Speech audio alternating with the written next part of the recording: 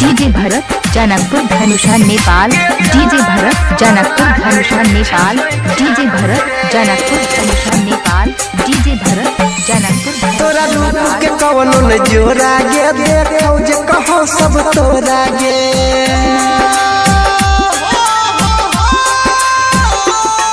तोरा रूप के कवनो न जोरा गे देखौ जे कहो सब तोरा गे।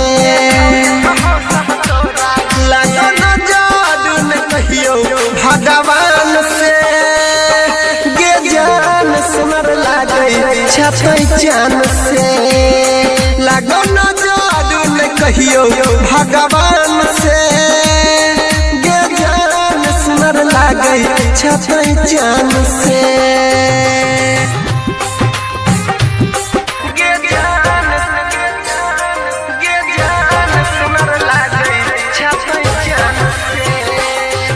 डीजे भरत जनकपुर धनुषा नेपाल।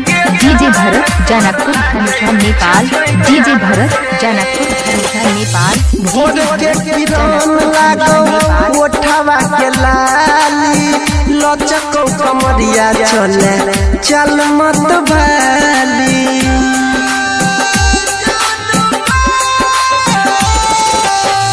भोर के किरण लागो ओठवा के लाली लचको कमरिया चले चल मत बाली।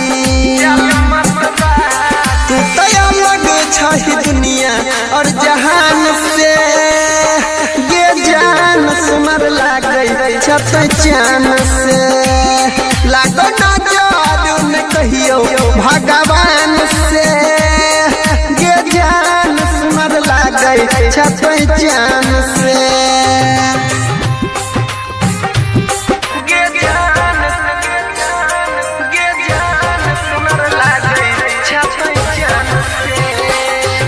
डीजे भरत जनकपुर धनुषा नेपाल। डीजे भरत जनकपुर धनुषा नेपाल। डीजे भरत जनकपुर धनुषा नेपाल। डीजे भरत मधु जैसन बोली लागो भरल छौ मिठास गे रमन बिहारी कहो छही तो खास गे।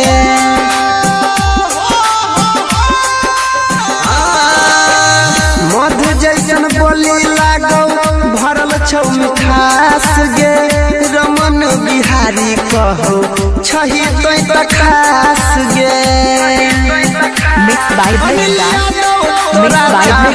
दिल जान से गे जान सुनर लागे छपै चान से लागो न जादू न कहियो भगवान से गे जान सुनर लागे छही चान से। अच्छा सुनो, सब्सक्राइब करते वक्त ना घंटी बजा देना ताकि मैं ऑनलाइन आऊँ तो तुम्हारे फोन की भी घंटी बजे।